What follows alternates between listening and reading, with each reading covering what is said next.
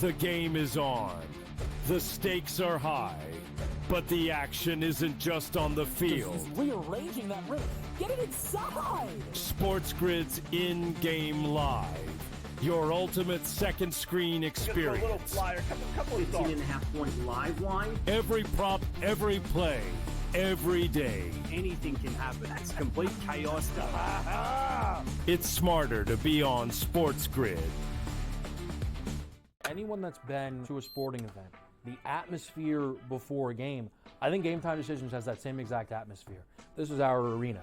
This is what we do. There is going to be an energy to Game Time Decisions that you will feel night in and night out. The excitement you get when you lock your bets in, when you're figuring out what you want to do, we can zone in on the biggest games each night. I want this to be the place that people come to before the games start so they feel as ready as possible to lock in their cards. We are going to hit every single one of those markets that you need to know about. We're going to go through every single thing, and I've got a great team behind me that's going to help me get the job done. There is not going to be a better place, I promise you, than Game Time Decisions to get that new information, react to it, and be able to then bet accordingly. We will have everything at our disposal, and we will use that to our advantage.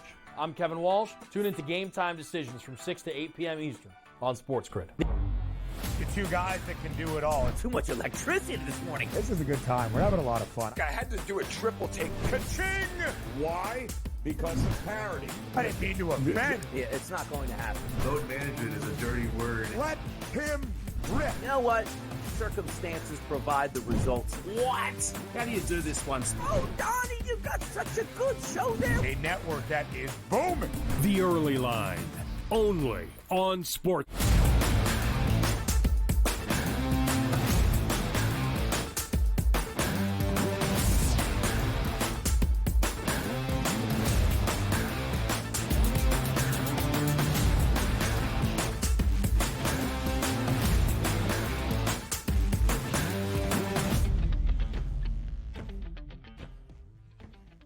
Welcome to hour number 2, live right here on this Tuesday morning on the Early Line on SportsGrid. He is Donnie Rightside. I am Ben Stevens. The madness begins tonight in Dayton, Ohio. We will preview the first 4 and our doubleheader of matchups that we have in the NCAA Tournament, as it truly does start today. We also have Major League Baseball to discuss. We have gone final in our first game of the regular season out in Tokyo, and some new markets that have emerged from the National Football League. Those divisional prices, who is going to win a title, who is going to get that automatic home game next year in the postseason. DRS, a lot to get to here in this second hour, including our initial thoughts on the first 4 tonight in Dayton. Let me give you some initial thoughts right away, Ben, so you don't have to wait anymore. Let me understand this. You want to make me commissioner of college basketball right now. Where's the games being played tonight? Dayton, Ohio. Hear me out on this. Let's move this out of Dayton. Let's get to Vegas. Let's get to LA. Let's get to Miami. Let's get to the big cities, the party cities, the warm weather cities, like the boys from St. Francis, right? They're working hard. They didn't get spring break, Ben. They go to Dayton, Ohio? No. Send them out to L.A. Send them to Vegas. Like, at least if you lose, you can rent out a Hakkasan and go nuts out there with the boys and have some fun. What are you doing in Dayton? Remove it from Dayton. Let's expand it out there. Let's get to the big cities here. Let's have some fun with this. Come on. Everybody agrees. That's what collegiate athletic departments should be focused on, renting out clubs in Las Vegas. Dayton, Ohio is a great site to host First 4 action, a very passionate basketball community that shows out each and every year. I am thrilled that the First 4 is in Dayton. It should always be in Dayton, Ohio. All right, let's start with the beginning of the 2025 Major League Baseball season. The Tokyo Series, a 2-game set between the Dodgers and the Cubs, and it got started this morning, 6:10 a.m. Eastern Time. Game number 1 of this Major League Baseball campaign is over. The Dodgers a victory to start, a 4-1 win for L.A. They were about $1.50 money line favorite, and a total of 7.5 does stay under. DRS Yoshinobu Yamamoto gets the victory in his first start of the year for L.A. Shohei Ohtani scoring a couple of runs for the Dodgers as well. And L.A. starts as we expect with a win when you have a preseason win total of 104 and a hook, you are going to need to stack up a ton of wins to even flirt with that preseason win total. The Dodgers begin their season of 162 in the win column. The game is over. The game stayed under. And also, like, if we are building this based on the FanDuel Sportsbook, Las Vegas, whoever, that's got to be bad for the books today, right? Ohtani got a couple hits, didn't get the RBI I thought he might get. The Dodgers win the baseball game, which is the favorite. Everybody probably thought that was going to happen here, at least general public speaking here. And the under, which usually we love when two-star pitchers on the mound to start the season in unfriendly territory or unfamiliar territory, I should say. So that game goes under at this point. But also, like, get back to the point, like, this was Major League Baseball's unofficial start to the season. And I understand it was played at 6 a.m., which is great because I'm up and I can watch it. But even me, like, turning the game on, no excitement for me, Ben. Like, no, like, ooh, baseball's back in my life. Like, it didn't register. You know, like, next week on Thursday, like, it really hits you, like, all the teams play and how ceremonious it is for opening day and the excitement where every team thinks they can make a World Series run. Like, you had two superstar-laden teams here playing at 6 a.m. in the morning. And quite frankly, the joke was yesterday when we showed up on set, including me, one of the biggest baseball guys you have. Oh, I forgot baseball had a game tomorrow. That should never happen. Ben, can you imagine the NFL? Packers Eagles had no idea it was tomorrow. No, what other sport would do this to themselves? Only Major League Baseball. The NHL does start out in Eastern Europe as well, making the timing of it all seem a little bit peculiar. I agree, DRS. It is clearly for the international brand, and I'm sure they have done great in Japan, especially with the Japanese superstars that dot both of these lineups and even the starting rotations. But to your point, it does lack a little bit of luster here stateside, especially when it's a 6:10 a.m. Eastern time start.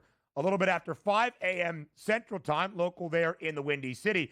3:10 a.m. Pacific Time out in Los Angeles. The Dodgers, the reigning World Series champs, the very short World Series favorites at plus 240. Donnie, there is more than a $6.50 gap for the Dodgers and everybody else to win a World Series now in 2025. These odds did not update after the Dodgers won their first game of 162. That is the preseason expectation. It is frankly ridiculous to see, but that will be what the Dodgers are anticipated for doing this year in 2025.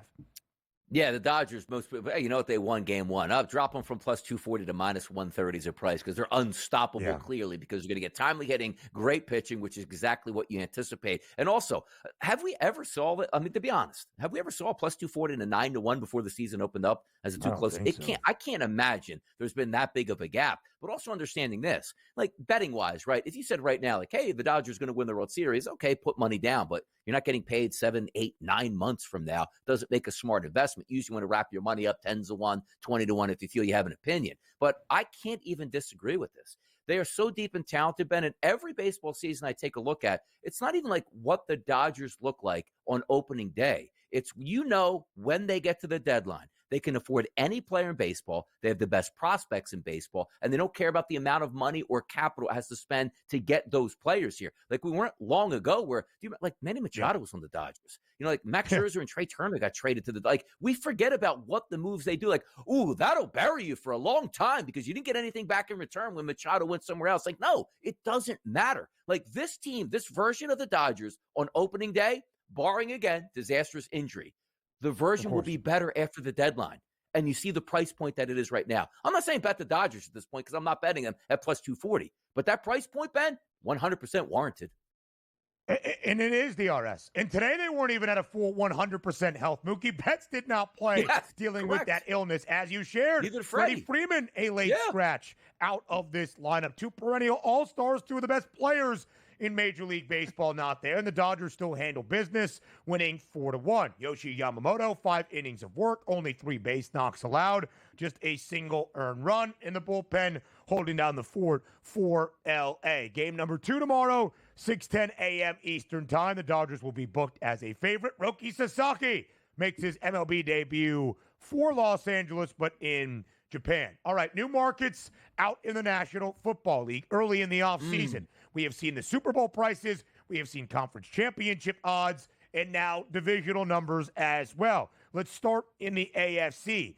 3 of our 4 divisions, a minus money favorite. The Buffalo Bills have won the AFC East 5 consecutive years. That minus 220 price, probably justified. We know the AFC North is darn good. Minus 140 number, though, in favor of the Ravens, who have won this division now 2 consecutive campaigns. The AFC South, intriguing. The Texans have won this division 2 straight years at plus 140. But the AFC West might even be more enticing. The Chiefs an odds-on favorite at minus 150. But Kansas City has won the AFC West 9 straight NFL seasons. And yet the odds makers who priced KC around a minus 250 price last offseason might just believe, Donnie, that the Chargers, the Broncos, playoff teams from a year ago could give KC a run for that top spot in the division.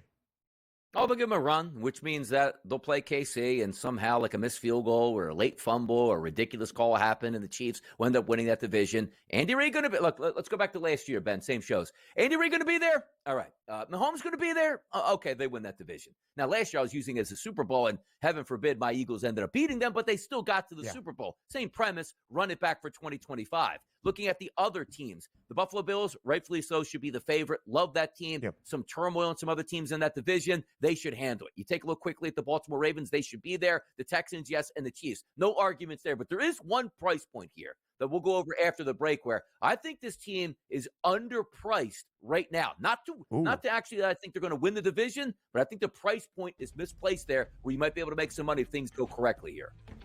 Divisional numbers around the National Football League. Next.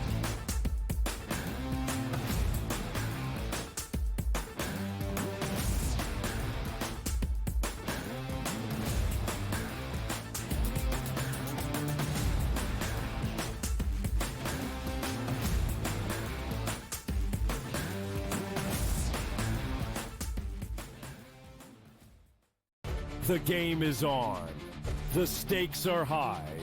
But the action isn't just on the field. He's rearranging that roof. Get it inside! SportsGrid's in-game live. Your ultimate second screen experience. A little flyer, couple of 18.5-point live line. Every prop, every play, every day. Anything can happen. That's complete chaos. It's smarter to be on SportsGrid. Anyone that's been to a sporting event, the atmosphere before a game, I think Game Time Decisions has that same exact atmosphere. This is our arena.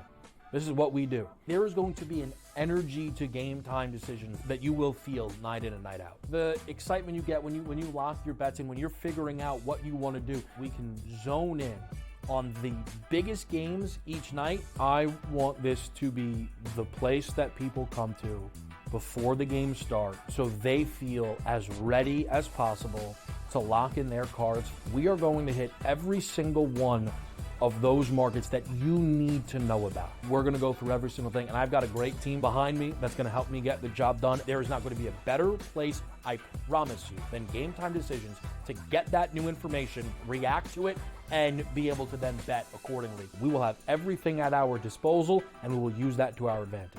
I'm Kevin Walsh. Tune into Game Time Decisions from 6 to 8 p.m. Eastern on SportsGrid. The two guys that can do it all. Too much electricity this morning. This is a good time. We're having a lot of fun. I had to do a triple take. Ka-ching! Why? Because of parity. I didn't mean to offend. Yeah, it's not going to happen. Load management is a dirty word. Let him rip. You know what? Circumstances provide the results. What? How do you do this one? Oh, Donnie, you got such a good show there. A network that is booming. The early line, only on SportsGrid.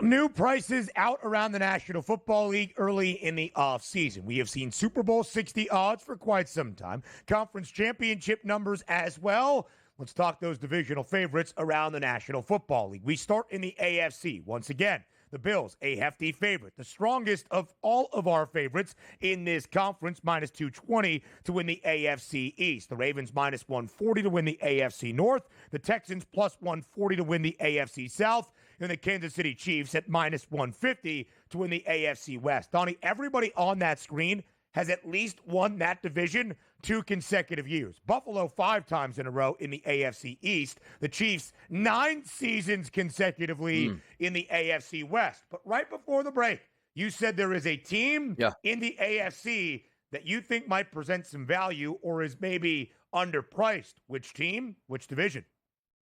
AFC North, Pittsburgh Steelers, 7-1 price here. And I'm not a Mike Tomlin lover at the point where it's like he's going to win 13, 14 games and make a Super Bowl run. You're taking a look at price points and how effective they can be. A 7-1 price where the understanding is they're going to get a veteran quarterback in here, or they're going to draft a young, talented guy. Let's just say Shedeur Sanders falls down, they make a trade up to get him. That price point at 7-1, even with a rookie, I would buy into that. If they get Aaron Rodgers at 7-1 with that roster, I'm buying into that. And again, understand this.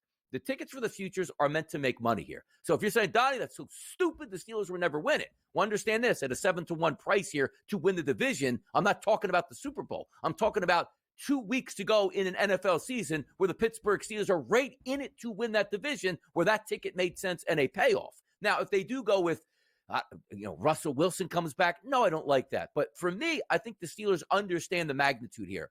They're not in a position where saying we're tearing it down. They signed DK Metcalf, brought him over in a trade. They have talent on defense and on offense. They're not looking to go with a bridge quarterback who they don't think can get them over the hump, which means playoffs and a playoff victory. And if I'm looking at the Pittsburgh Steelers, and let's just say it's Aaron Rodgers at a 7-1 price point, the Bengals are ahead of them at plus 210. They were missed the playoffs last year with everybody they're signing right now. And the Baltimore Ravens love them. With Lamar Jackson, if he's healthy, they probably do win the division. I just think that price point for the Steelers at 7, not a Super Bowl, not an AFC championship, just a division at 7-1. No, that's too low. It's too low. Yeah, DRS, listen, I don't think you're flawed in that line of thinking. 18 years for Mike Tomlin in the Steel City. Never a losing record, never fewer than 8 wins. And with very questionable quarterback play the last half decade, Pittsburgh has still been a playoff team 4 of those 5 seasons. Are they going to win the division? Probably not. Come December, are they going to be in the playoff hunt? Probably. Regardless of who they play at the quarterback spot, it seems, based on nearly 20 years of a sample size for Pittsburgh. Donnie, I do want to focus on the AFC North. Of course, the Bengals, after the big-time signings and the new contract extensions for T. Higgins and Jamar Chase, there will be some thought since he is ready to go once again. They have paid their big-name players, not on the defensive side of the ball, but offensively. And if Joe Burrow is healthy and Jamar Chase is healthy and happy with his money and T. Higgins is healthy and happy with his money, since he should be a playoff team, would you bet the price on the Bengals? Would you look at the 18-1 number to win a Super Bowl plus 850 to win the AFC? Is there any price point you would be willing to back the Bengals at this time? It's a tough division because the Ravens are going to be good, the Bengals are going to be good, and so are the Pittsburgh Steelers. Now, good is defined by, for me, over 500, which means you're not getting layups. You're like, I'll play them week 17 and they're a terrible team. Maybe the Browns might be that, but not the other teams. But for me, for the Bengals, I shoot higher. The 210 price to win the division doesn't do it for me. The one thing what I do love is if they are healthy and make the playoffs at the end of the year, we're worried about their defense. We're never worried about the offense. So when you line up against the Cincinnati Bengals in a playoff game, Jamar Chase one side, T. Higgins on the other, Joe Burrow quarterback, you have a legitimate chance. They've won big football games. They've won big football games on the road in the playoffs. They've been to the Super Bowl and didn't embarrass themselves, and quite frankly, could have got a stop or two, would be world champions already with Joe Burrow. So for me, the 210, I don't want that. I want the AFC look, and I want the Super Bowl look here, because the upside on the Bengals, if they get it right, is really good, because how talented Joe Burrow and those 2 wide receivers are. And Al Golden coming in to change up the defense, maybe he can just hold the fort where it's like, look, can we just get a couple stops a game because the offense is going to handle our business? So for the Bengals, I don't want a plus 210. I'm shooting higher for them because I want the better price points, because once you get to the playoffs, that's a team that nobody's going to want to face if they do make it to the playoffs. I believe each of the last 4 NFL seasons now, there has been multiple teams out of the AFC North, 3 of the 4 teams from the division 2 years ago, even with Joe Flacco as the quarterback of the Cleveland Browns. Last year, Buffalo, winning the AFC East for a 5th consecutive season, did not start off the year as the favorite. There was a lot of odds optimism for Aaron Rodgers and the New York Jets. Now, DRS, the Bills really in command of that division. Doesn't seem to be many challengers. You gave your thoughts on the AFC West. I think you're getting a discounted number, although it's in minus money.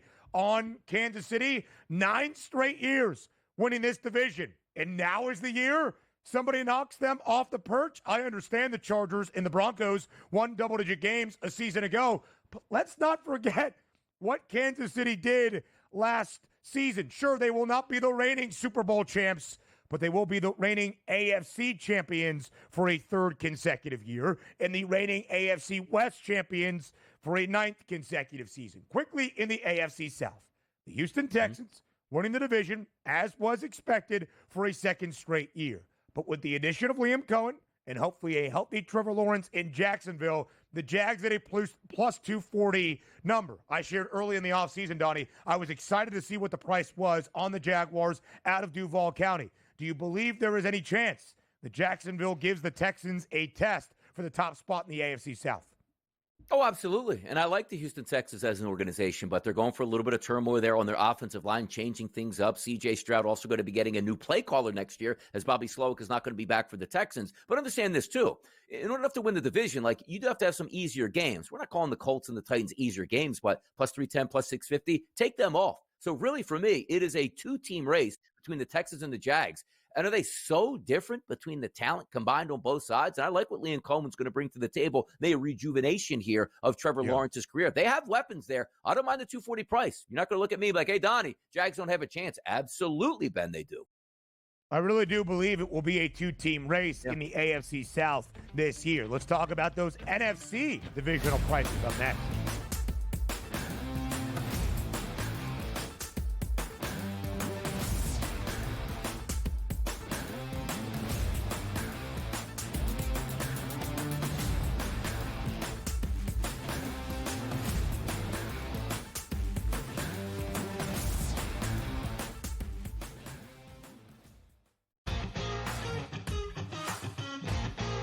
Which is a great place to be. Are you in the locker room, you giving the Any Given Sunday inches Al Pacino speech? Are we there yet? Oh yeah, I think we've been there. We're gonna have a long talk with Rob today about the 99-199 issue from last week. I just don't get how he is still employed. We gotta talk to ownership about that one. The Smiley Show, only on SportsGrid. They're also showing a little bit more propensity to take the pull-up jumper, which I think is important for them. Aiden Holloway's been better. Brant Nelson's staying out of foul trouble.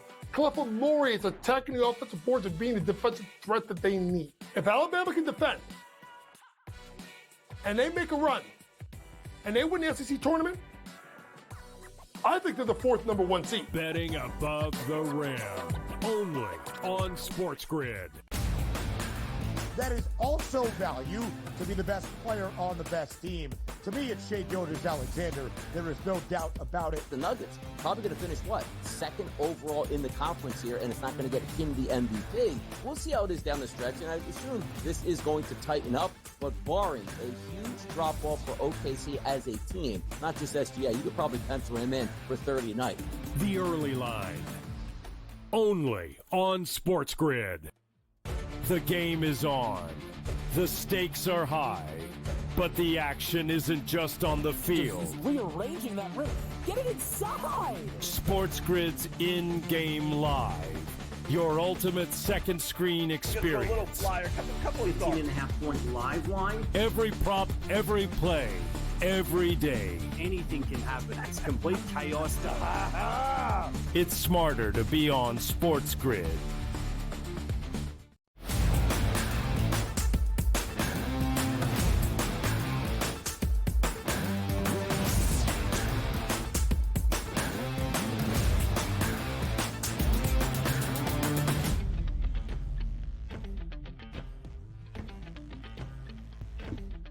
Divisional title prices in the AFC. Now we head over to the NFC. Here are the 4 divisional favorites around that conference early in the offseason entering 2025. The Eagles, the reigning Super Bowl champs, a -170 price to win the NFC East. DRS last year, 3 of the 4 teams out of the NFC North reached the postseason. The Lions winning their 2nd consecutive divisional championship a year after winning their 1st divisional crown in 3 decades. The Buccaneers have won 4 straight in the NFC South, +150 favorites. And the 49ers, the 49ers with all the odds optimism always at a plus 125 number, the favorites around the NFC West. Of those four divisions, of those four favorites, which catches your eye the most? I'll tell you, the one that catches my eye the most, to be honest, is the Tampa Bay Buccaneers being at plus 150, like not even a plus 100 or maybe like minus 120. Because you say, well, hey, the Bucs, no, they're bringing everybody back. They've been known to win that division. Take a look at the Falcons. You're probably going to be starting Michael Penix, who you're hoping can be your franchise guy and provide some pretty stable, play as a quarterback. Plus 195, okay. The New Orleans Saints, who do get Kellen Moore, the offensive coordinator for the Philadelphia Eagles. I like that move for them. Bring back Derek Carr, but at the same time, leaves a lot to be desired down there and how a couple of those seasons turned out. Then the Carolina Panthers, who are looking to take that next step, but the next step being like, okay, we're a competitive team in the division, not just the doormat here, which leads us again to the Bucs.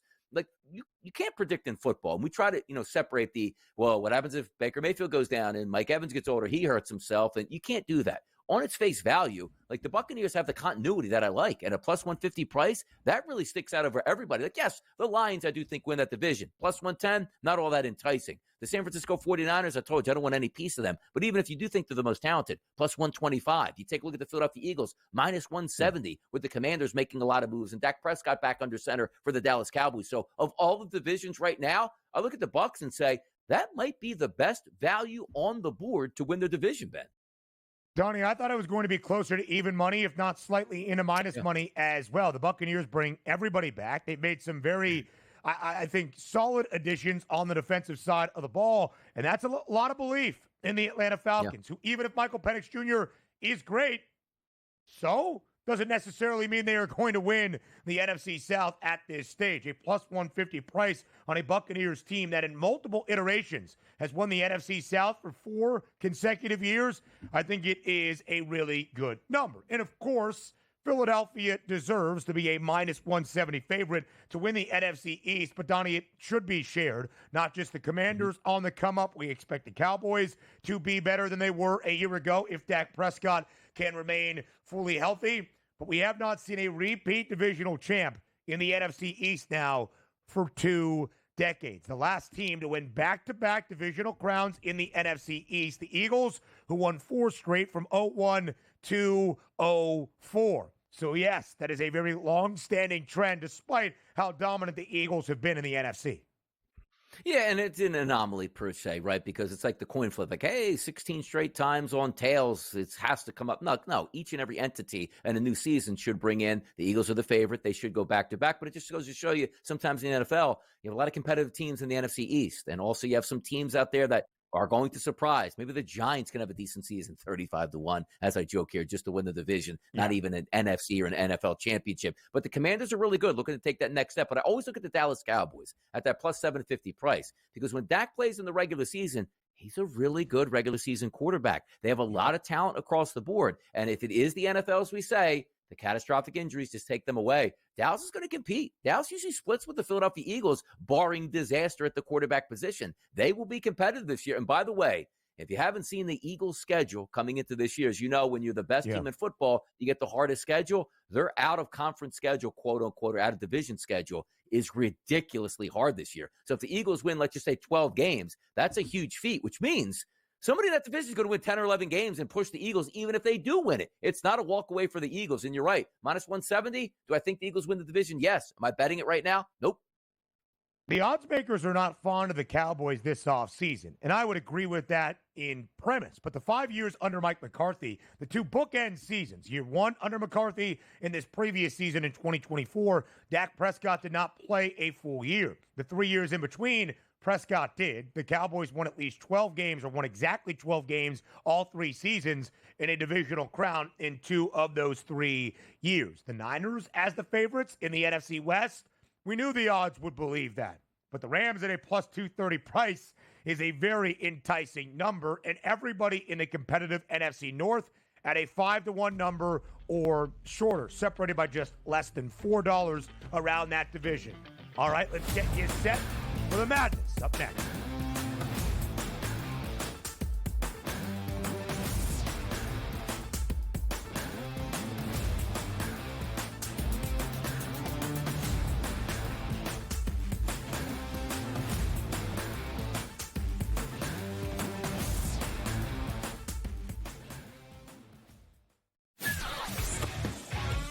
like this. I know Bosa gets banged up and he doesn't play a lot, but for 1 year, I could take a shot. And guys go there and they play well. Guys go there and they have success. Guys go there, they go to the playoffs. And look, I thought Von Miller sucked. I think Joey Bosa is way better than Von Miller, not back in the day, but he is now. Pharrell Coast to Coast, only on Sports.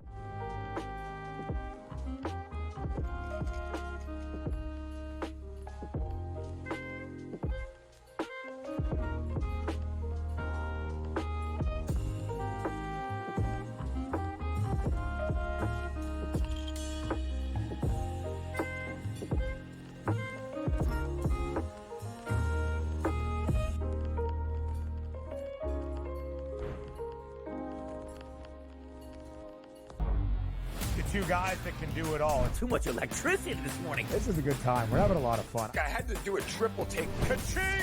Why?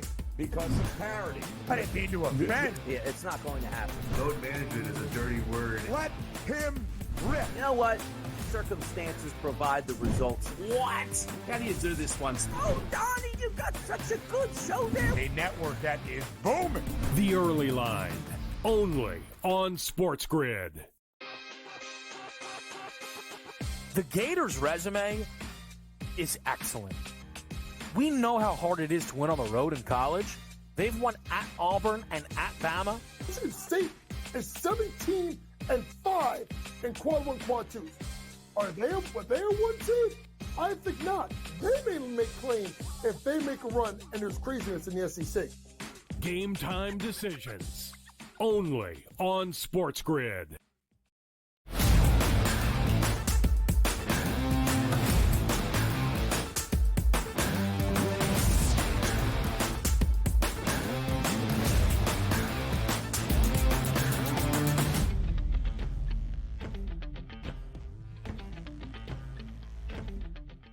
Tonight, the 2025 Men's NCAA Tournament truly begins in Dayton, Ohio. First four matchups in a doubleheader of action between Alabama State and St. Francis, PA, the champions of the SWAC and the NAC respectively, and then our nightcap, North Carolina, an opportunity to prove it belongs in the big dance, taking on San Diego State. But before we get there, DRS, we continue to go region by region, breaking down the bracket with the big questions that need to be asked for each of our four components of the field of 68. Let's start in the West region, where Florida is the number one seed, but there are so many compelling storylines as you look up and down all 16 teams that make up this portion of the bracket on that left side of your screen.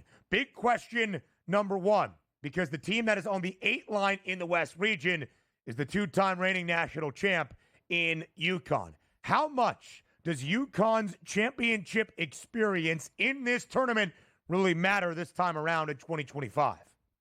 I don't know. It's not like, back in the day, as we say, in the early 1990s, like, hey, look at Christian Laettner and, everybody else that surround them, Bobby Hurley. They're back again, 3 or 4 straight runs at a national championship. You don't get that. There's a couple guys left on that UConn roster, but most importantly, the coach is back and understands how to get through a tournament, how to manage expectations, probably knows exactly the schedules that work for him. Why? Because they won back-to-back and they'll probably stick to it. But also, it's the Jimmies and the Joes out there on the court. We understand this UConn team is not nearly as talented as the past 2 teams that won national championships. And you are running right into the buzzsaw that is the Florida Gators. Maybe it's somebody different, and I don't want to downplay Houston because they're phenomenal. But for me, what I've seen out of Florida, that's like, hey, Donnie, which team do you want to avoid for the longest string possible? It's the Florida Gators for me. And you're going to get them in round number 2, fresh out of the gate. That's what makes it tough. So for me, I'm not putting a lot of stock in UConn being back-to-back national champions at this point, as if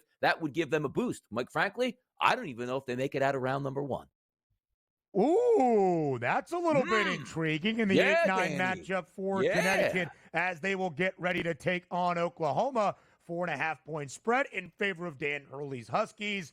OU, though, a team that was really proven, of course, within the SEC. I find it a fascinating conversation, DRS, because each and every year I try to remind people this is a tournament. Your 30-plus games that you played in the regular season and during a conference tournament don't really have much of an impact on your 6 games that you want to play in here in a tournament. As Donnie often says, it's not a best of 3, it's not a best of 5, it is certainly not a best of 7. It is being at your best for 40 total minutes on any given night. Of course, your resume, what you have done, the team that you have been there with is going to lead in to how you approach every single matchup. But it is a tournament known for its madness. And yet UConn, the last 2 years in a run to a national championship, was so thoroughly dominant and impressive, it's almost like they debuted that kind of idea of this being a tournament and chaotic and changing year over year. All 12 wins for UConn the last 2 NCAA tourneys by at least 13 points. Average margin of victory of nearly 22 points per game. And yes, a lot of the cast and crew is gone from the 2 reigning national champs. No Jordan Hawkins or Adama Sanogo from 2 years ago. No Steph Castle or Donovan Clingan from this past year. No point guard extraordinaire in Tristan Newton from the 2023-24 team. But there are some familiar faces. Hassan Diarra, Alex Caravan, Samson Johnson, and of course the head coach remains in Dan Hurley. I put a little bit of stock into it for UConn. Does it change my overall outlook? I think, DRS, would I bet the Huskies at a 24-1 price to win the West region, to represent this portion of the bracket in a Final Four, to pull off the upset over more than likely Florida in the round of 32 because of what they have done the last 2 years? No, not necessarily. Yeah, I take a look at UConn. Some people might be buying that stock. I'm short in that stock on UConn, and it will be fun. And, you know, you would from a TV perspective, though, Oklahoma doesn't move the needle for me at all. Right now, in my first bracket, I just put Oklahoma in there. And, of course, today, tomorrow, you start to really study and say where are the matchups that are going to make sense. Just that first outlook where I'm just like click, click, click, click, click. I clicked on Oklahoma at this point. But understand this, once again, like UConn with their coach winning that basketball game and then taking on Florida because, you know, the microphones are going to be in front of them. Like, hey, what do you think about Florida coming up? And you know what he's going to do. What do you mean? We're the 2-time reigning national champions. They should be worried about us. Like, I need that in my life for the round of 32, which I'm actually hoping they get there. Now, granted, am I going to bet UConn? What's the spread going to be? Is the total going to match up? What are the vibes going to be once this game actually takes place on the 21st? We'll settle that in. And also understand this. That's a late game tip-off, too. That's that night game where it's like you wait around all day. You're watching the tournament and seeing who's going to surprise. And also, you're not even day 1 of the tournament here, Ben. You're day 2 of the tournament. So not only do you wait that whole Thursday, you wait that whole Friday with that anticipation. We'll see if UConn can get there. But UConn-Florida matchup in round number 2, everybody would sign up for that. That's great theater. It would be incredible. Bottom half of the bracket, of course, the 2 seed in the West region. That is St. John's and Rick Pitino. DRS, in the final 2 weeks of the regular season, we played college basketball buy or sell. About Rick Pitino and where he stands in the history of head coaches in college hoops. He is the only head coach ever to lead 2 different programs to a national championship. He is the only head coach ever to lead 6 different programs to the NCAA tournament. And we ask, pound for pound, is he the best head man in college basketball history? You sold that idea. I sell it as well, but I do buy the notion he is one of the greats out there. So big question number 2, I should say, for the West region. And it's a big if St. John's won the national championship this year, would Rick Pitino then be the pound-for-pound best college basketball coach ever? No, I'm not kidding. Look, he goes 3 in a row. He would be the pound for pound. But Mike Krzyzewski's numbers on national championships and getting to Final Fours and longevity and the amount of wins he has, and also like the external things, like, yeah, I go and coach NBA players and I win gold medals as well. Like, this guy has done it also. It takes a lot to knock Krzyzewski off. And there's, again, we're not downplaying Rick Pitino. One of the single best college basketball coaches that have ever done it, that's him. He's just not the overall best coach who's ever done it. That's always going to be sustained there for Krzyzewski. But also, if we are having fun, like, you do get a bump up. Like, when you go to a lowly school like Iona and bring them to the promised land when nobody else could do that, like, you do get extra credit in my book. So I do give him credit for that. And by the way, wasn't Iona College then turned into an Iona University because Rick Pitino gave it that panache and style? Like, the guy's doing bigger things. They're just winning on the basketball court. I do believe so. What Donnie is saying right now, just so everybody knows, is a slight inside joke with DRS and his Moneyline co-host. That would be Kevin Walsh. Of course, we do give respect to Tim Cluis here on this show, leading Iona, and we give respect to Tobin Anderson, who I think got a very raw deal, despite leading the Gales to that MAC tournament title game just this past weekend. Rick Pitino did a lot for Iona, but Iona did a lot for Rick Pitino, who was not necessarily in the best of graces around college hoops until that trip in New Rochelle. There is no doubt about the success that Rick Pitino has had on a bench or on a sideline. If he were to win a national championship at 3 different schools, I think it would be very hard to say he's not the best to ever do it. Mike Krzyzewski has the pedigree because of the amount he has won at one stop. But if variety is the spice of life, and you can prove that you can win at the highest of levels in many different arenas, in many different leagues, then I do believe Rick Pitino has a bump in his overall resume. Does the white suit come? When's the white suit come out, though? Do we wait for maybe a Florida St. John's matchup? Like, does he bust it out right away to set the tone? Or is it like, ooh, they got a tough game, and like, he comes out maybe a sweatsuit before the game, some nice kicks on, goes back into the locker room, makes that change. Like, we see college football teams and pro football teams change that jersey, like get the crowd real fired up. Like, he walks out on that court in an Elite Eight with the white suit on. Business is business at that point for Pitino. Yeah. It's a great question, DRS. Would he break it out before a Final Four appearance? Does he plan to break it out at all? It's a really good question. St. John's 18.5-point favorite in its opening round game against Omaha. Bracket by bracket, piece by piece. Next.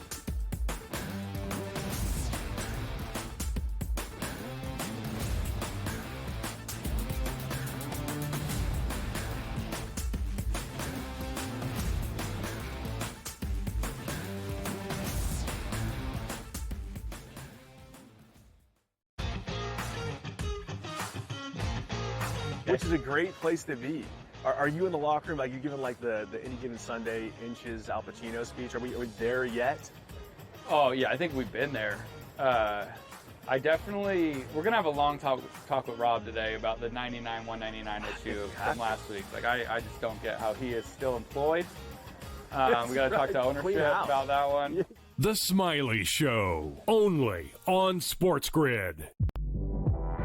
They're also showing a little bit more propensity to take the pull-up jumper, which I think is important for them. Aiden Holloway's been better. Grant Nelson's staying out of foul trouble.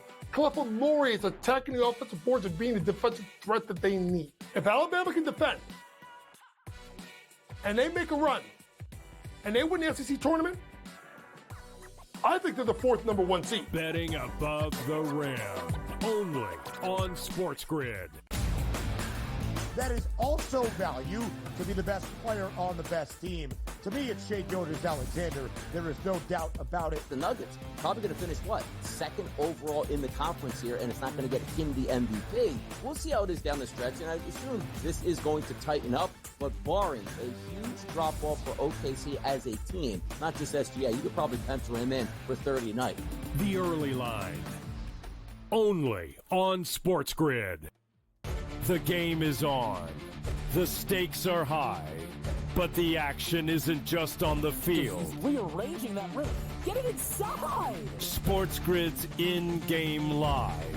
Your ultimate second screen experience. A little flyer, couple 18.5-point live line. Every prop, every play, every day. Anything can happen. That's complete chaos. It's smarter to be on SportsGrid.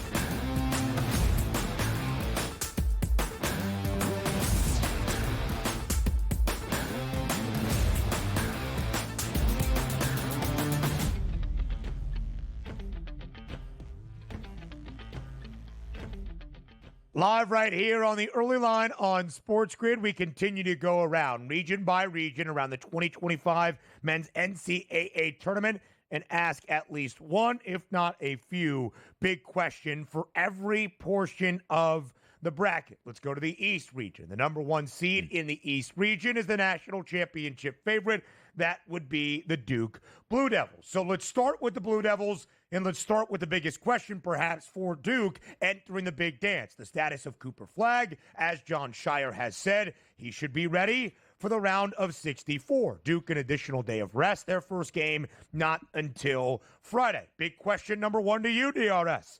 How many minutes should Cooper Flagg play in Duke's round of 64 game?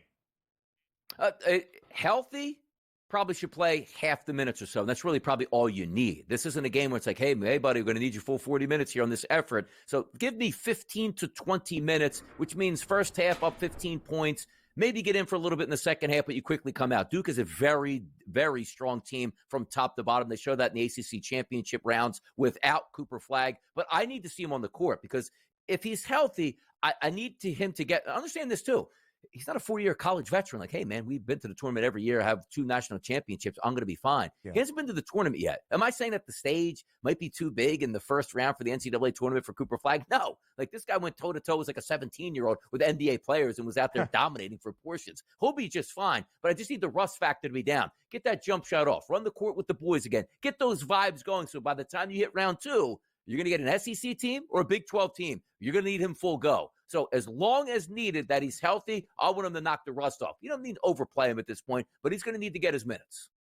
Yeah, I would say get him out there, give him some run, DRS. Even if he was fully healthy, you would more than likely not need Cooper Flagg for a lot of the action. Duke, of course, awaits the winner of tomorrow night's first 4 game between the 16 seeds. That is American University, the champions of the Patriot League against Mount St. Mary's, the champions of the MAC. AU 2.5-point favorite for tomorrow night's first matchup in Dayton. Duke is going to be, at least you would presume, 27, 28-point favorite for that opening round of 64 matchup. But I do think it is important to give Cooper Flagg some run. Donnie, it kind of ties into our second big question. We don't have to spend a lot of time on this, but it's the idea of the talented freshman here in the NCAA tournament. In the one-and-done era, teams that had an outstanding freshman class or the projected number 1 overall pick did not often go all the way to a national championship. We have seen them make a deep run in the month of March, but it's the idea of having that veteran-laden team that at the stage in a tournament known for its chaos can rest on their laurels. Are you concerned at all about Duke's lack of experience with its best players like Cooper Flagg, Con Knipple, Kamen Maluach, or are you really not because there's a lot of veteran pieces in this Blue Devils team as well? 2 weeks ago, Ben, I might have a different opinion on this. Yeah, you know what? Flagg went down really late in the ACC championship game. Now they might be without him. They haven't been without him all season long. They were without him for a game where they were shocked and obviously talking about, like, I wonder if Flagg's season is over for us now. You know what they did? They rebounded against Georgia Tech and beat them. Then they went on to beat their rival without Cooper Flagg. Then they went on to win the ACC championship without Cooper Flagg. So for me, I actually think this is a bonus. Like, we separated the best player in the country from the team. You know how they responded? With nothing but victories. Like, coach, we got this. Let us spin out here. Now getting your best player back, it's not going to be, I wonder how he fits back in. Like, no. Now you're ready to step up. Hey, Coop, ankle doesn't look good. Con Knipple's like, you know what? Got you. Let me go out there and fire a couple threes. I'll run this offense through me at this point. So for me, I don't look at it as a downturn at all. I look at it as an absolute positive. Now that you say this team is ready to step up without their superstar, now you get him back. Not worried about experience at all here, Ben. Yeah, I would agree, DRS. And I think there already has been some veteran pieces that John Shire did a great job of assembling around this very talented freshman core, led by Cooper Flagg. But we've seen Isaiah Evans, the freshman, step up. And we've seen a couple of the veteran pieces in the backcourt, both Tyrese Proctor, who has been in Durham for a while, and Sion James really take the mantle. Mason Gillis was a glue guy for Purdue last year as the Boilermakers made a run to the national championship game. He is there for Duke this year. I do believe the absence of Malik Brown could be costly. His status for the entirety of the big dance a little bit more up in the air than that of the Blue Devils. And Duke, not only the national championship favorites, Donnie, now trending below a $3 price, a minus 140 favorite to win the East region. That would be a Final Four berth for Duke. Alabama, fresh off its first Final Four run a season ago, plus 440. They are the 2 seed in the East region. Let's get to the South region, where the number 1 overall seed resides. That is the Auburn Tigers. The number 2 seed, though, at the bottom, that would be Michigan State. And our first big question, courtesy of our producer, Joe Frizo, number one, is Tom Izzo actually overrated when it comes to the NCAA tournament? No, I can't go with that. Like, I know success is sometimes few and far between for some of these guys, but do you ever line up in a game? Like, honestly, like, forget my, perspective or Ben's perspective. Let's just say Michigan State winds up in March Madness, which they always do. Do you think other coaches go like, it doesn't have one of his good teams, that's going to be an easy bypass? Like, no, you expect greatness out of Michigan State, not because the players on the team, but because of Tom Izzo. He said, well, he hasn't won a national championship in so long. It doesn't matter. That team is usually more prepared than any team on a given day-to-day basis, where if you want matchups, like, this is a tough matchup for us. You know what I want as my coach? Tom Izzo, to figure out what matchup we can try to exploit. And when you look at the actual, bracket that they're in, I love it. I think it could be a clean run because I talked about Iowa State down with a little bit of injuries here. Michigan State is one of those teams you need to watch out for, specifically Auburn, where if you handle your business, you're going to wind up in the Elite Eight against Michigan State. So for me and Tom Izzo, as much as I want to hate on Tom and he hasn't won in a long time, you got to be kidding me with that. There's no way Tom Izzo is an overrated coach for March Madness. Yeah, get out of here with that junk. And I know Joe Frizo is doing it just to kind of entice us, but it is absolutely junk. I can understand maybe the thought. Well, you've been there for 27 consecutive years, and you only have one national championship to show for it. But this is a tournament known for its chaos and its madness. Not everything is defined by just winning a national championship when you have the proven pedigree of 8 Final Fours, the most ever for any Big Ten head coach. 56 NCAA tournament victories, the most ever for any Big Ten head coach. And I would hear it if other Big Ten programs had won a national championship. Nobody has since the Spartans did in 2000. More on the early line up next.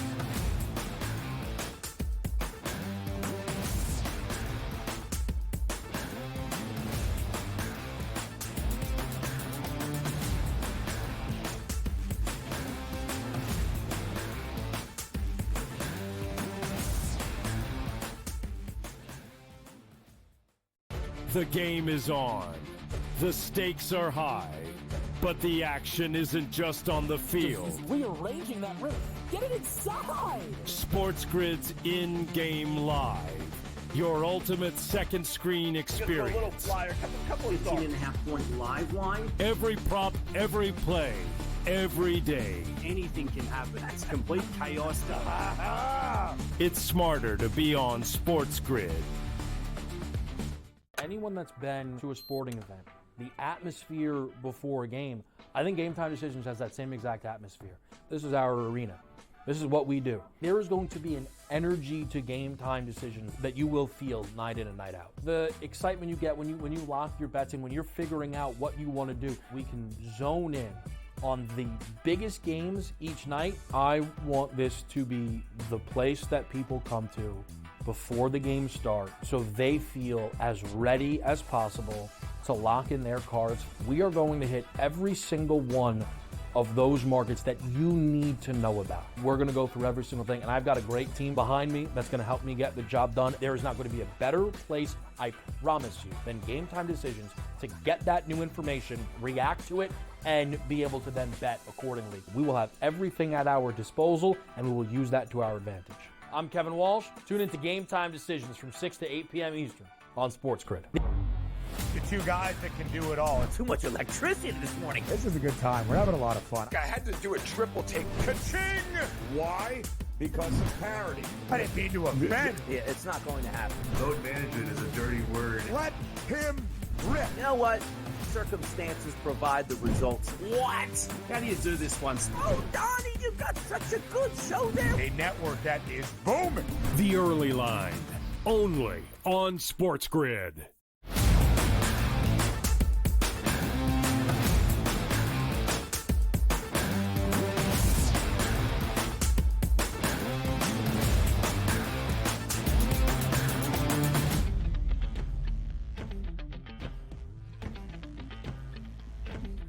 Portion by portion, region by region, around the men's NCAA tournament here in 2025, with the madness officially beginning on this Tuesday evening in Dayton, Ohio. So big question number one for the South region was about Michigan State.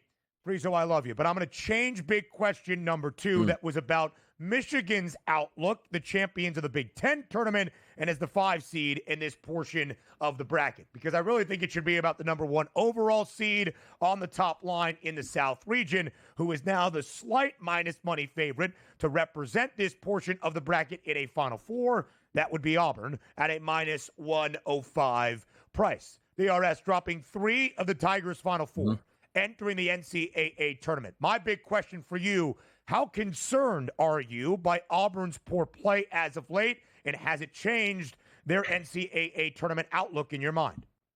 No, not at all. It hasn't. It's a tough conference. It's a tough way to go through that entire season. Yes, you're going to have a lot of teams that are going to be gunning for you because you've been number 1 all season long. You have one of the best players in the country. You get the best punch from the best teams in the best conference. You're going to lose some of those games. Now, you're hoping that you had a full week off. You could decompress. Then you get into the out-of-conference slate, if you will. You should have a layup in game number 1. And then after that, you are going to get strong test and strong test. But everybody is under the same guise. It's neutral court. May the best team win. Nobody's going to have home court advantage. Not going on the road to take on Alabama in their own building. Not going on the road in the SEC to take on the Florida Gators. You're going to have an even basis, which I feel, pound for pound, depth-wise, probably Auburn is the best team overall. So for me, say, hey, would you rather be on a 10-game win streak? Of course you would. But there's also people that go, oh, that's tough. You're on a 10-game win streak. Would have been nice to get that streak over with. Like some people actually bring up those stupid point of comments that they like to have. Auburn for me, no issues whatsoever. Take them. Feel comfortable about it.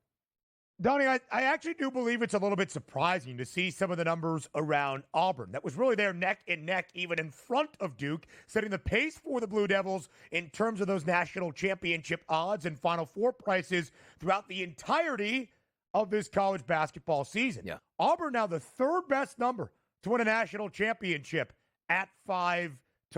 Now they have to fix some of the issues that have plagued them, but to Donnie's point, a road loss in a road loss in College Station against A&M in the final week of the regular season.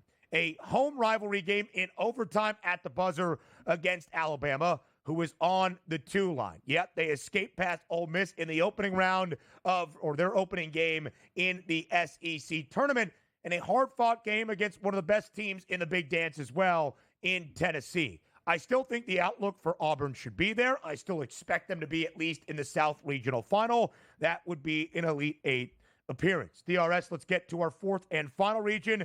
That would be out in the Midwest. You look at what we have here in this portion of the bracket. Scroll your eyes down to that 5-12 game. Clemson and McNeese. Of course, it has been circled by many as that classic 12-5 upset in the opening round of 64. I love the question from our producer, Joe Frieso. Big question number 1. Is McNeese now too obvious of an upset pick?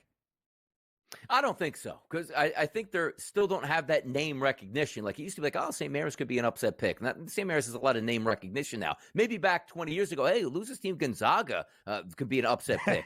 The name recognition isn't there for McNeese to say this isn't a big-time win. And also Clemson, you're also now stressing on how actually good was the ACC this year if we think there's only 3 really good teams there and the amount of competition they played? Because it is different when you talk ACC to SEC. Like, whoa, you're getting the 12th best team in the SEC. That's still a gut punch for another team playing them because of how deep that conference was. We talk about Clemson being the 3rd best team, 2nd best team behind the Duke Blue Devils there. Now you get McNeese, and you have a head coach. It's like, guys, we've been to the tournament before. Like, I've been to the tournament before with other situations. Why can't we beat this team? Like, McNeese isn't heading into there.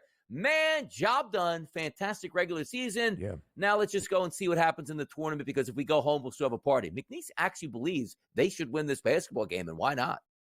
Last year, a lot of this same cast and crew was a trendy 12-5 pick to beat Gonzaga. They got beat by more than 20. This year, a trendy pick as well. 62% of the money on the spread on FanDuel backing the Cowboys. But maybe they learned from the lump they took last year in the Big Dance. Midwest region odds. We'll continue to ask some questions, of course, into our 3rd and final hour. Houston, the 1 seed in this portion of the bracket, plus 120. They are the favorites. Tennessee, the 2 seed, plus 370. Gonzaga's on the 8 line, and they've got the 3rd best price to reach the Final Four out of the Midwest region at a 9-1 number. Hour number 3 is up next, and our first 4 preview begins here on the Early Line.